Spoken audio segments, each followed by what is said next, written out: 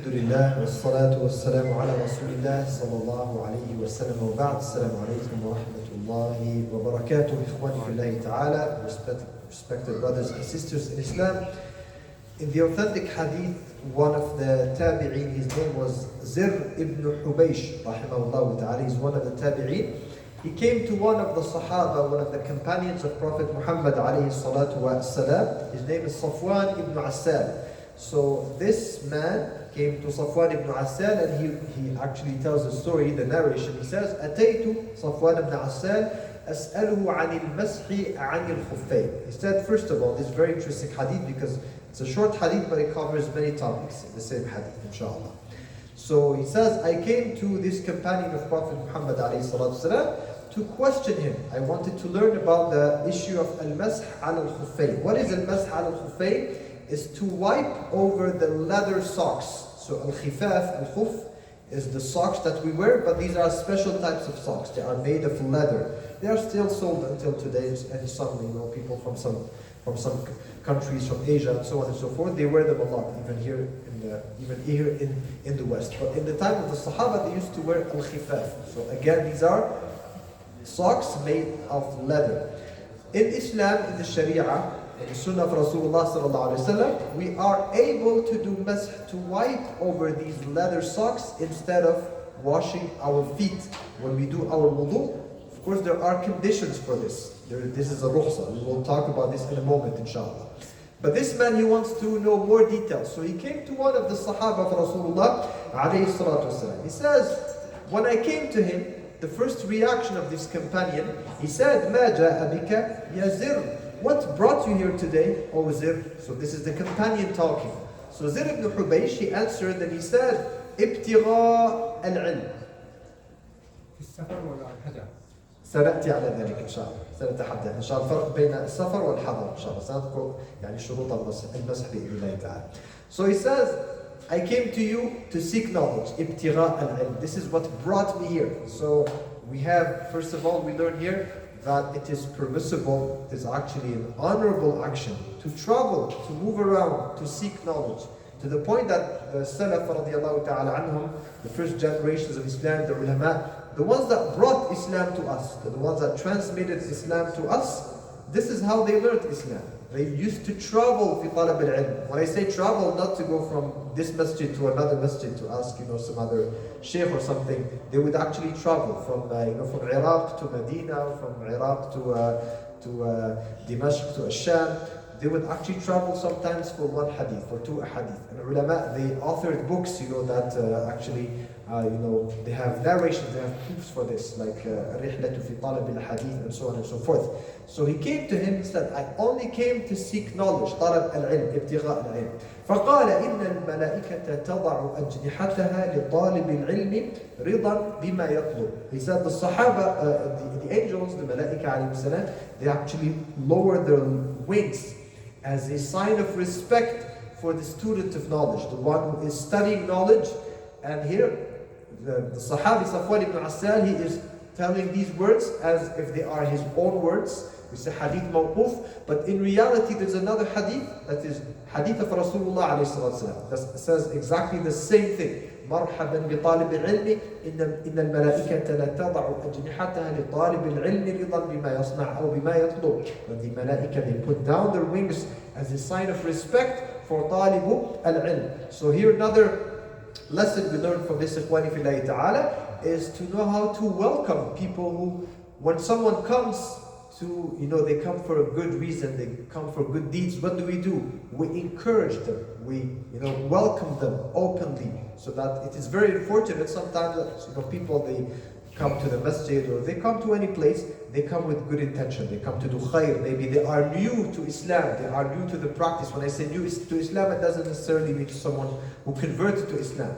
but sometimes it's a new ta'ib, someone who just has started practicing Islam, and some people do not give them any importance, which is not the case. Rasulullah alayhi salatu wasalam, he told us, Bashiru wa la تنفروا. So it is important that we know how to welcome people into the deen and to encourage them, inshaAllah subhanahu wa ta'ala. وَإِذَا جَاءَكَ الَّذِينَ يُؤْمِنُونَ بِآيَاتِنَا فَقُلْ سَلَامٌ عَلَيْكُمْ كَتَبَ رَبُّكُمْ عَلَى نَفْسِهِ الرَّحْمَةِ, as Allah ta'ala said even addressing Rasulullah alayhi salatu wasalam. So he said here, the tabi'i, the student, is asking, إِنَّهُ قَدْ حَاكَ فِي صَدْرِ الْمَسْحَ عَلَى الْخُفَّيْنِ بَعْدَ الْغَائِطِ وَالْبَوْلِ. He said, I kind of have this doubt in my heart. I'm not fully comfortable with this idea of wiping over the leather socks after, as we call it today, going to the washroom. Al-gha'id wa al-bawl. So I wanted to verify, because remember, in the time of the tabi'een, we are really talking about the early stages of Islam.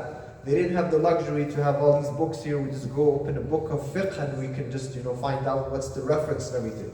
So in their time, someone told them, yes, it's sunnah, you can wipe over your leather socks.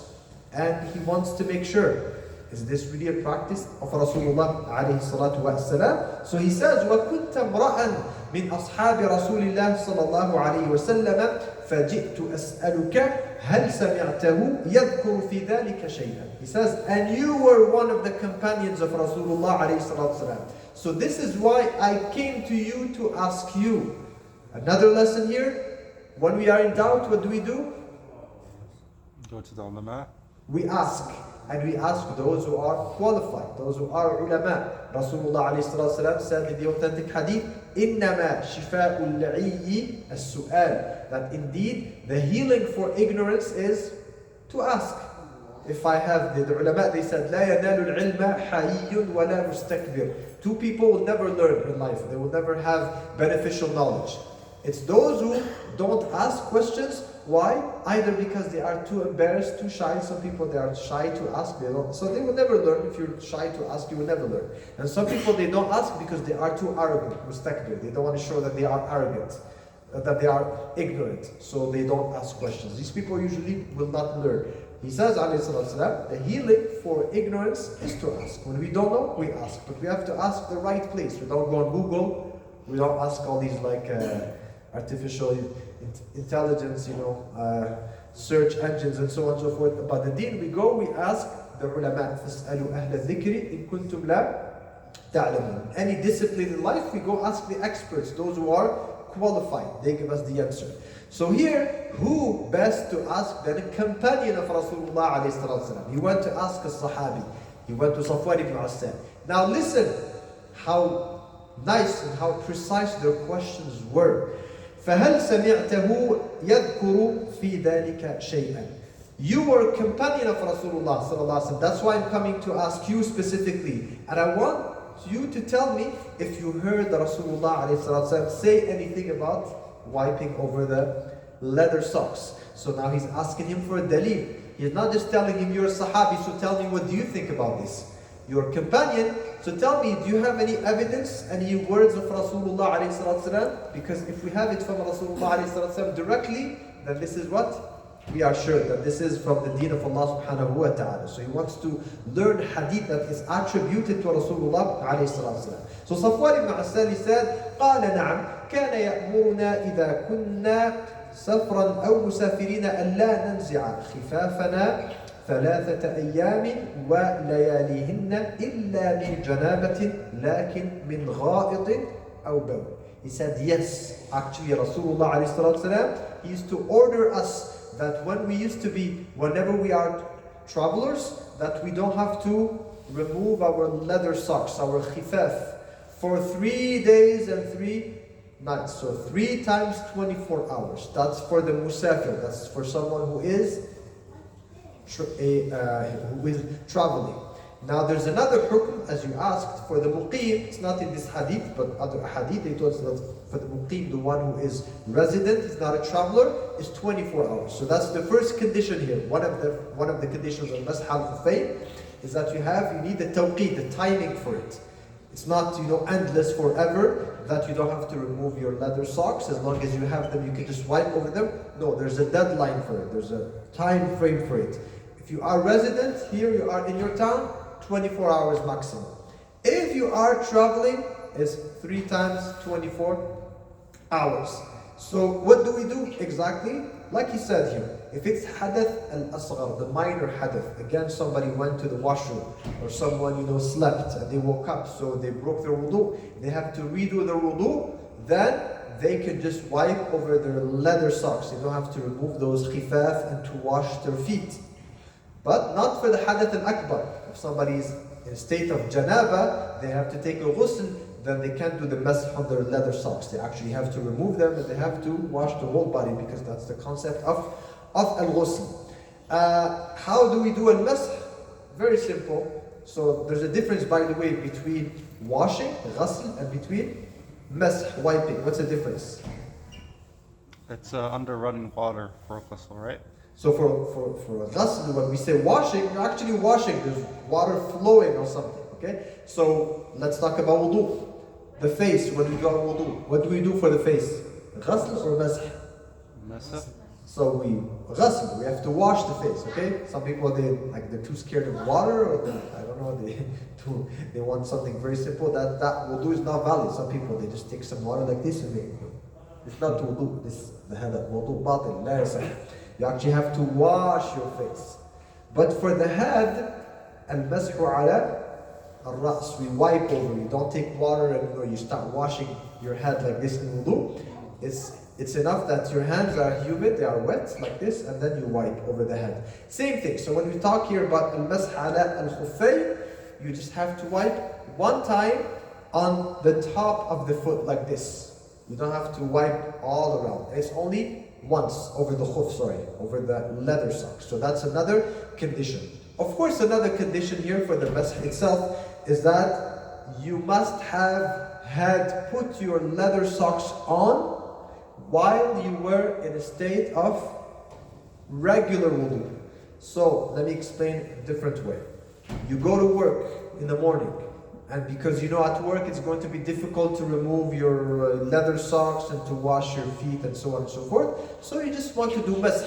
Then you must ensure that before you put your leather socks on, you do the regular wudu, meaning you have to wash your feet. So you put them on a state of wudu. You were in a state of wudu before you put your leather socks on. So if someone did not do wudu, the regular, washing their feet, before putting their leather socks on, then they cannot wipe over the leather socks. The rukhsa cannot be applied. They actually have to wash their feet.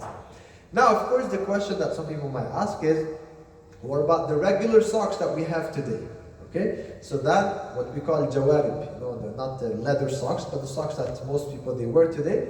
There's khilaf among the ulama. Can we do mash on these ones or not? So some of the ulama, they say no, this hukm is only for the leather socks. There's no doubt about the leather socks. If someone wears khifaf, leather socks, there's no doubt. This is sunnah of Rasulullah alayhi salatu. Mash ala al-jawarib is a different matter. Some ulama, they say no, we cannot wipe over the socks. Some ulama, they say yes. And those who say yes, of course, they differ on the conditions. What if it's very, very thin, it's almost transparent, some socks? What if, there's holes in the socks? And so on and so forth. There's basically khilaf between the ulama on these matters. So he says, after this, Safwan ibn Asar, Zayd ibn Hubayj al-Tabi'i, he asks, هل سمعته يذكر في الهوى شيئا? Did you hear him? Did you hear Rasulullah sallallahu alaihi wasallam? Now, second question, he wants to ask as many questions as possible. Did you hear him, Rasulullah alayhi wasallam, say anything about hawa? Hawa means passion. Hawa can also mean, as it is the case in this hadith, love. So did you hear Rasulullah alayhi wasallam mention anything about love? Tell me a hadith about love. What did Rasulullah alayhi wasallam say about love? So he said, قال نعم.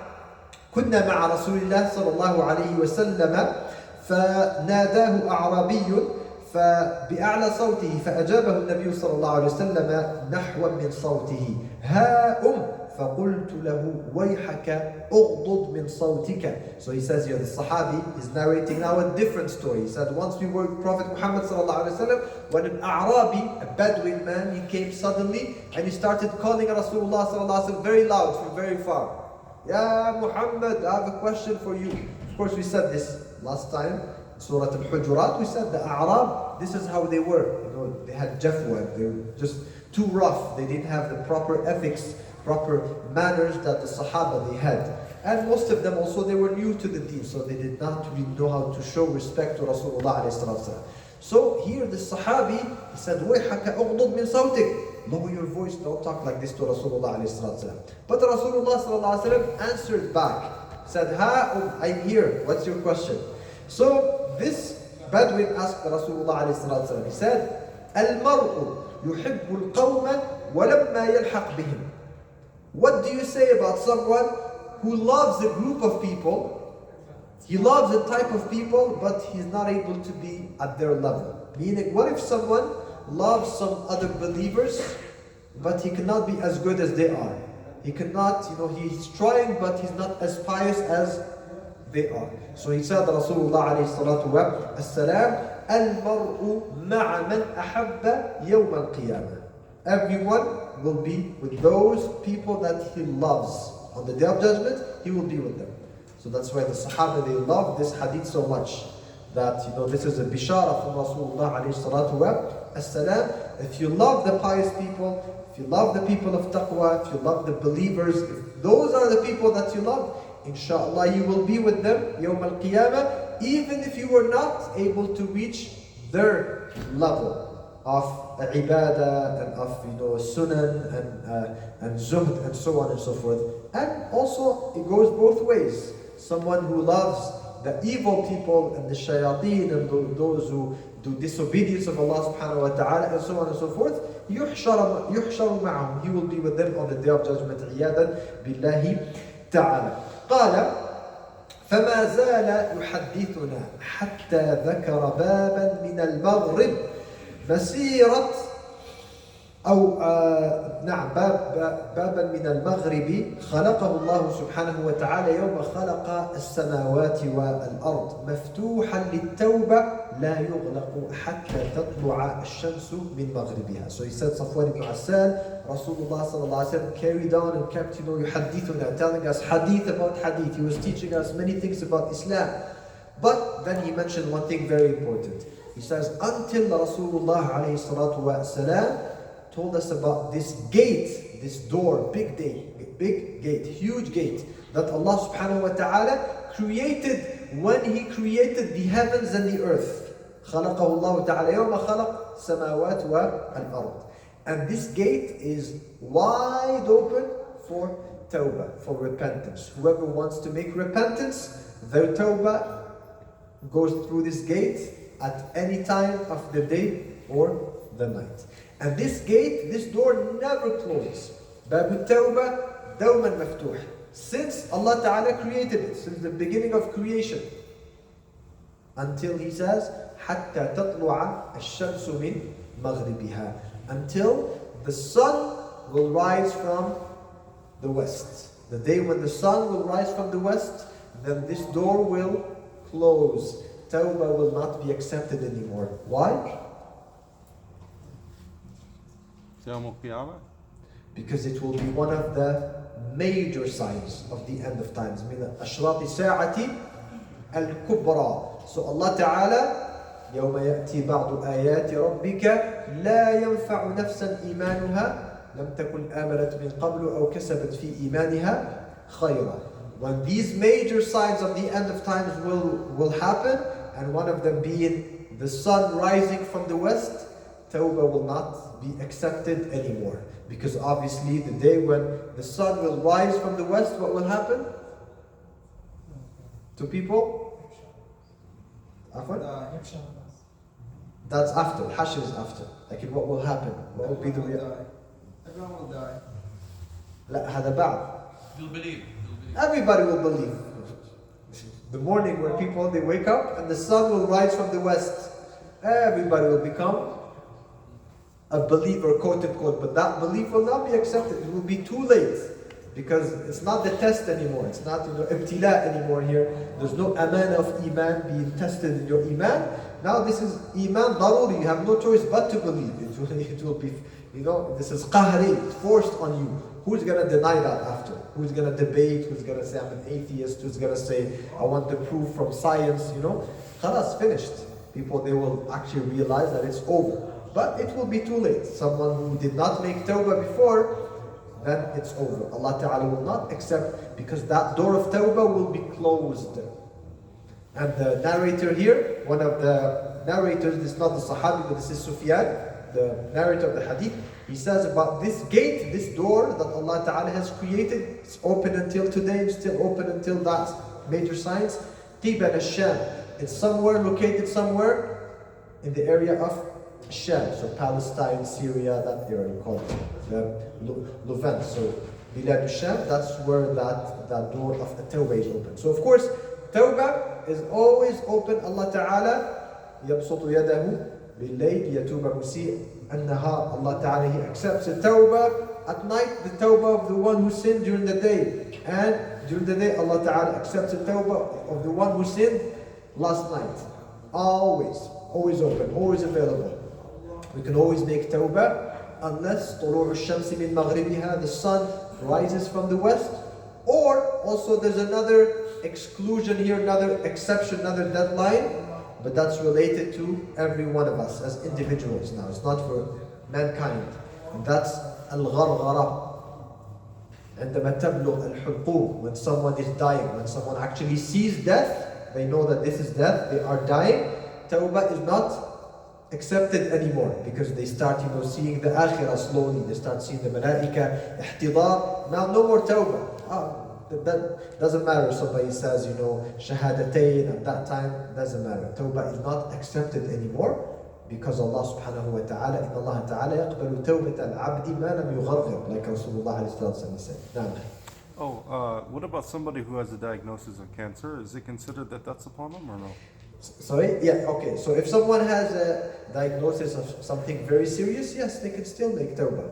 And actually, even someone, like we mentioned this last time in the hadith, remember hadith of Abu Talib, the uncle of Rasulullah alayhi salatu, we mentioned this one. Even someone who's dying, they are actually in their final moments, but as long as the death itself did not arrive to them. So there's right before death, somebody is suffering so much, they know that they are about to die, still their tawbah is accepted by Allah subhanahu wa ta'ala. They make tawbah. However, that's theory. Practically speaking, it's a different thing. It doesn't mean that, it's just easy, it's just given to anyone. They can just say, okay, if it happens once I start dying, then I'll enter Islam, then I'll become a Muslim, then I'll make tawbah. It's not as simple as it seems, because from the adl of Allah subhanahu wa ta'ala, from the hikmah of Allah subhanahu wa ta'ala, man asha ala shay'in mata alayhi. If someone is not able, subhanallah,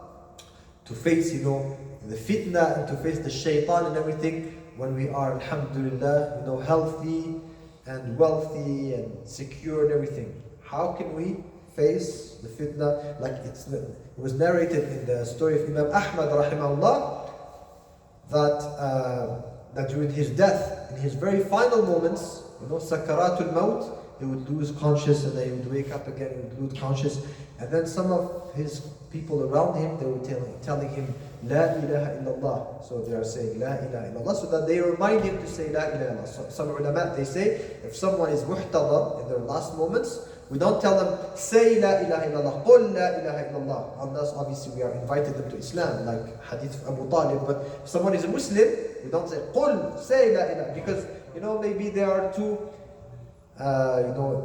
nervous or too irritated or something, and they say no, and then there's a big deal. So the ulama, they say we can mention, the fadl of La, we can talk about La ilaha illallah in their presence, the importance, the value of La ilaha illallah, husnul dhan billah and everything. So some of the people around Imam Ahmad, they were saying La ilaha illallah, and he was saying no, la, no, no, no, and then when he was a bit more able to talk, to have a conversation with them, again, this is in his final moments, he said, we're telling you to say La ilaha illallah, and you're saying no, because they panicked. This is Imam Ahmad, he said, Ja'ani shaitan came to me, and he told me, Mut Yahudiyan, Mut Nasraniyan, die as a Yahudi, die as a Nasrani. So he's responding back to shaitan. He thought he's responding back to them, he's responding back to a shaitan. Because again, imagine, somebody, like you said, someone, terminal cancer, the pain the person is going through, they can lose their mind. So the fitna is these are very heavy moments. It's not, we don't have like the luxury just to say, if I'm dying, then I'm just going to say La ilaha illallah. That's only from the tawfiq of Allah subhanahu wa ta'ala, as Allah Azza wa Jalla says, يثبت الله الذين آمنوا بالقول الثابت في الحياة الدنيا وفي الآخرة ويضل الله الظالمين ويفعل الله ما يشاء. صلى الله وسلم وبارك على نبينا محمد وعلى آله وصحبه أجمعين والحمد لله رب العالمين.